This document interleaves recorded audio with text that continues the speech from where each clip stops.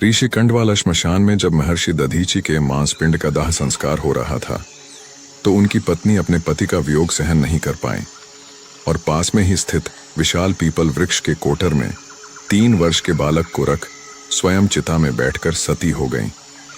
इस प्रकार महर्षि दधीचि और उनकी पत्नी का बलिदान हो गया, किंतु पीपल के कोटर में रखा बालक भूख प्यास से तड़प तड़प कर चिल्लाने लगा। जब कोई वस्तु नहीं मिली तो कोठर में गिरे पीपल के गोदों फल को खाकर बड़ा होने लगा। कालांतर में पीपल के पत्तों और फलों को खाकर बालक का जीवन यन केन प्रकारेण सुरक्षित रहा। एक दिन देवर्षि नारद वहां से गुजरे। नारद ने पीपल के कोठर में बालक को देखकर उसका परिचय पूछा। नारद जी बोले, बालक तुम कौन हो? बालक बोला कि यही तो मैं भी जानना चाहता हूं।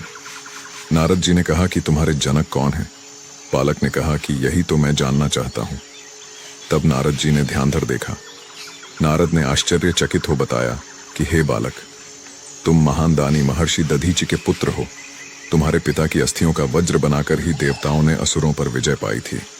नारद ने बताया कि तुम्हारे पिता दधीचि की मृत्यु मात्र 31 वर्ष की आयु में ही हो गई थी।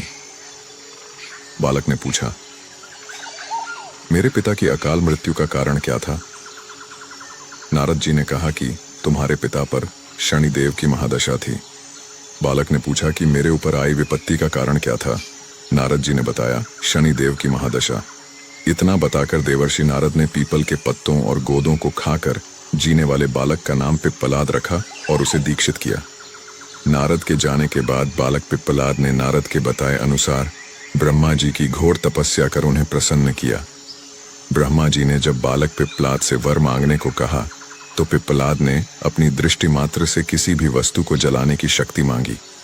ब्रह्मा जी से वर मिलने पर सर्वप्रथम पिप्पलाद ने शनिदेव का आह्वान कर अपने सम्मुख प्रस्तुत किया और सामने पाकर आंखें खोलकर भस्म करना शुरू कर दिया। शनिदेव सशरीर जलने लगे। ब्रह्मांड में कोलाहल मच गया। सूर्यपुत्र शनि की रक्षा में सारे देव विफल हो गए। सूर्य भी अपनी आंखों के सामने अपने पुत्र को जलता हुआ देखकर ब्रह्मा जी से बचाने हेतु विनय करने लगे।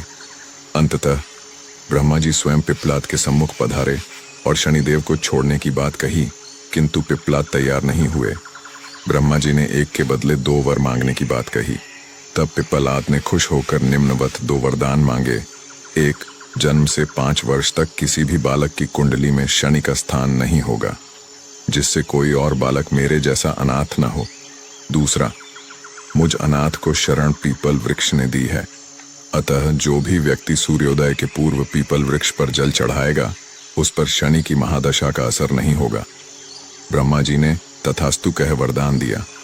तब पिप्पलाद ने जलते हुए शनि को अपने ब्रह्मदंड से उनके पैरों पर आघात करके उन्हें मुक्त कर दिया, जिससे शनिदेव के पैर क्षतिग्रस्त हो गए और वे पहले जैसी तेजी से चलने लायक नहीं रहे। अतः तभी से शनि शनय चरती या शनयश्चर अर्थात जो धीरे चलता है वही शनयश्चर है कहलाए और शनि आग में जलने के कारण कालिकाया वाले अंग भंग रूप में हो गए।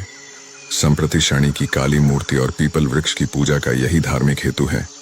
आगे चलकर पिप्पलाद ने प्रश्न उपनिषद की रचना की, जो आज भी ज्ञान का वृहद भंडार है।